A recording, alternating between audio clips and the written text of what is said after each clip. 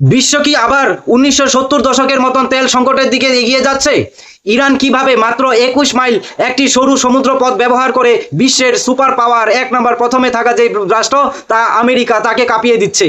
হ্যাঁ, এই পথ দিয়ে যাওয়া তেলের 75% যা এশিয়ার, ভারত, চীন, জাপান, আমেরিকা।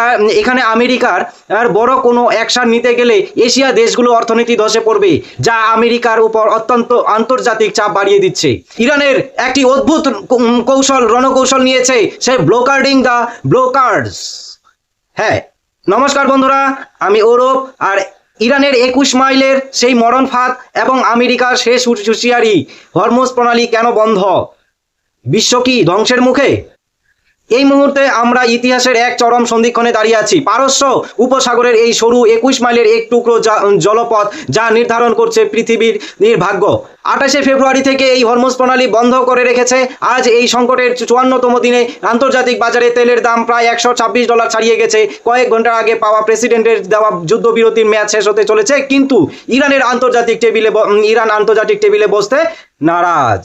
আজকের এই ভিডিওতে আমরা ইন ডেপথ আলোচনা করব কেন হরমুজ প্রণালী ইরানের সব থেকে বড় পরমাণু বোমার চেয়েও শক্তিশালী অস্ত্র, কেন আমেরিকা তাদের বিশাল নৌকৌশল নিয়ে এই জলপথ খুলছে না। আজকে আমরা এই সন্ধিক্ষণে দাঁড়িয়ে আছি, ভারতের উপর এর প্রভাব কতটা ভয়াবহ হতে চলেছে। আজকে আমরা সম্পূর্ণ ভিডিওতে এই সব কিছু বিষয় নিয়ে আলোচনা করব। সবার আগে আমরা জেনে নেই যে হরমুজ প্রণালী যে আছে তার ভৌগোলিক গুরুত্ব ও তেলের রাজনীতি। হ্যাঁ বন্ধুরা, হরমুজ প্রণালী কেন সাধারণত জলপথ নয়, এটি হলো পৃথিবীর গলার শিরা। হ্যাঁ, একদম ঠিক, তাকে গ্লোবাল ইকোনমি চেক পয়েন্ট বলা হচ্ছে। বিশ্বের মোট সমুদ্রবাহী যে তেলের জাহাজ 25% N liquid natural gas LNG 20% এই পথ দিয়েই সরবরাহ হয়। 2025 সালের আমরা দেখছি যে প্রতিদিন প্রায় 2 কোটি ব্যারেল তেল এই পথ দিয়ে যেত, কিন্তু আজকে পরিস্থিতি উল্টে গিয়েছে।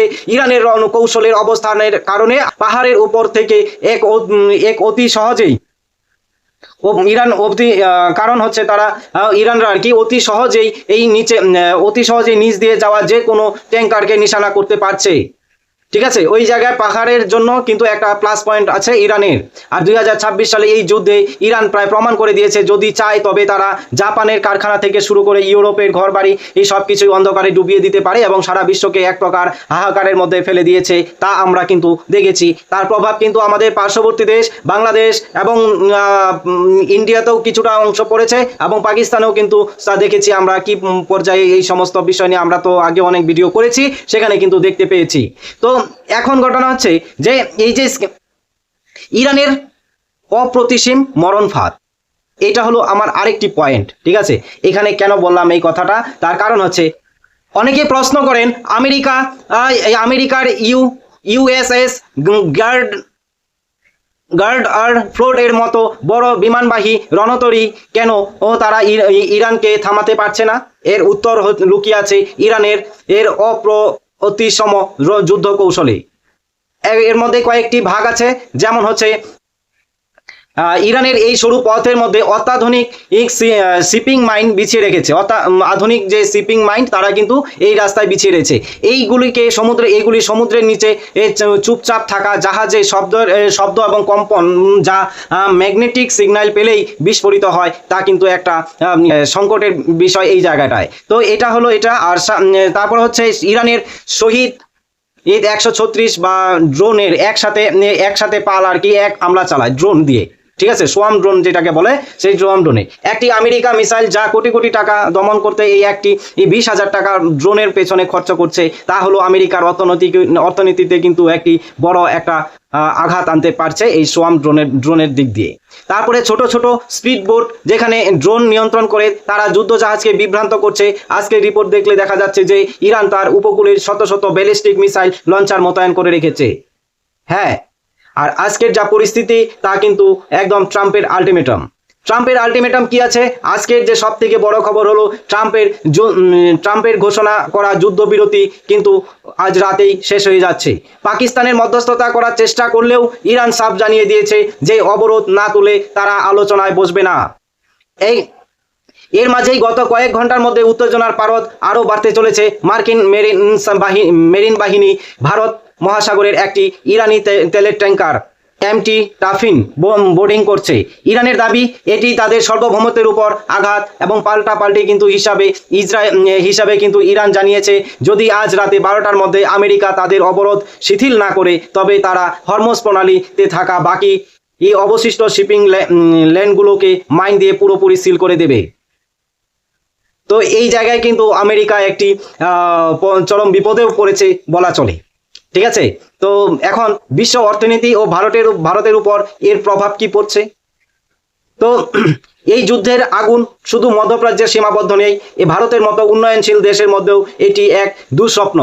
তেলের দাম কিন্তু ব্রেন্ট ক্রুড অয়েল কিন্তু $126 আর পৌঁছানো মানে হচ্ছে ভারতের পেট্রোল ডিজেলের দাম আকাশ ছোঁয়া হয়ে যাওয়ার কথা, যদিও ভারত সরকার তা বাড়ায়নি এখনো পর্যন্ত।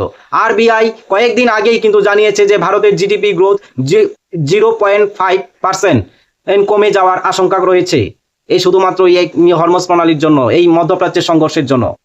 হ্যাঁ, আর রেমিটেন্স এর বিষয় হচ্ছে মধ্যপ্রাচ্যে লক্ষ লক্ষ ভারতীয়রা কাজ করেন, তাদের নিরাপত্তা ও সেখান থেকে আসা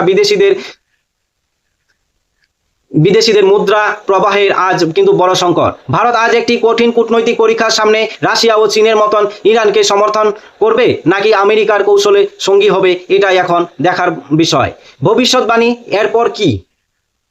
পরবর্তী 24 ঘন্টায় অবশ্যই গুরুত্বপূর্ণ। বিশেষজ্ঞরা বলছেন যে আজ রাতে যুদ্ধবিরতি ভেঙে যাওয়া যায় তবে মধ্যপ্রাচ্যের টোটাল ওয়ার বা পূর্ণাঙ্গ যুদ্ধ শুরু হতে পারে। আমেরিকা হয়তো সরাসরি ইরানে পরমাণু কেন্দ্রগুলোতে বড় ধরনের বাস্টার বাংকার মিসাইল ছুড়বে। তা ইরানের উত্তর হয়তো এই জায়গায় কিন্তু আবার কথা হচ্ছে যে তারা উত্তরে ইরান কিন্তু হয়তো ইসরায়েলের দিকে হাজার হাজার মিসাইল হামলা চালাবে, বা মধ্যপ্রাচ্যের অন্যান্য দেশগুলোতেও যেখানে আমেরিকা আছে তো সেখানেও আমেরিকার বেস আছে সেখানেও চালাতে পারে। কিন্তু হরমুজ প্রণালী যদি আরও 1 মাস বন্ধ থাকে তবে বিশ্ব অর্থনীতিতে বড় মন্দা আসার অস্বাভাবিক নয় কিন্তু। তো এই জায়গায় অত্যন্ত গুরুত্বপূর্ণ। আর এর মধ্যে ইতিমধ্যে যে আমরা শুনেছি কয়েকদিন আগে এই যে ইরানের এই হরমুজ প্রণালী দিয়ে যখন ভারতীয় একটি ট্যাঙ্কার আসছিল তো তার গায়ে যখন গুলিবর্ষণ হচ্ছিল তো সেই জাহাজের উপরে, তো তারপরে কিন্তু ভারতবর্ষ কিন্তু ভারতবর্ষের যে নেভি আছে তাদের সেখানে 60টি কিন্তু যে যুদ্ধ জাহাজ কিন্তু ভারতবর্ষ সেই আরব সাগরে পাঠিয়ে দিয়েছে ভারত। তো সেই জায়গায় কিন্তু এখন হরমুজ প্রণালীর কাছাকাছি ভারতেরও কিন্তু যুদ্ধ জাহাজ সেই জায়গায় প্রস্তুত আছে। ভারতের যে সমস্ত জাহাজগুলো আছে সেই জাহাজগুলোকে সেফ প্যাসেজ দিয়ে ভারতে নিয়ে আসার, যদিও আগামীকালকে একটি জাহাজ এসে পৌঁছবে। তো দেখা যাক এখন আগামী দিনে কি হয়, সেটাই এখন দেখার বিষয়। তবে শেষে এটাই বলবো, কোনো যুদ্ধ কিন্তু কোনো সমাধান নয়, কিন্তু এই মুহূর্তে ইগো বা পাওয়ার গেমের এর চক্করে সাধারণ মানুষ বলি হচ্ছে। ইরানের তার কৌশলগত অবস্থানকে অস্ত্র হিসেবে ব্যবহার করে আমেরিকাকে কোণঠাসার দিকে ঠিকই কিন্তু ফেলে দিয়েছে, কিন্তু এর দাম দিতে হচ্ছে গোটা বিশ্বকে। আপনি কি মনে করেন ট্রাম্প কি সত্যিই হামলা শুরু করবে নাকি ইরান পিছু হটবে? কমেন্টে অবশ্যই জানাবেন। আর হ্যাঁ, এই ধরনের ভূ রাজনৈতিক আপডেট পেতে আমার এই চ্যানেলটিকে অবশ্যই সাবস্ক্রাইব করতে কেউ কিন্তু ভুলবেন না। যদি ভিডিওটি ভালো লাগে অবশ্যই লাইক কমেন্ট শেয়ার করে পাশে থাকবেন। দেখা হবে পরের ভিডিওতে। সবাই ভালো থাকবে, সুস্থ থাকবে। জয় হিন্দ।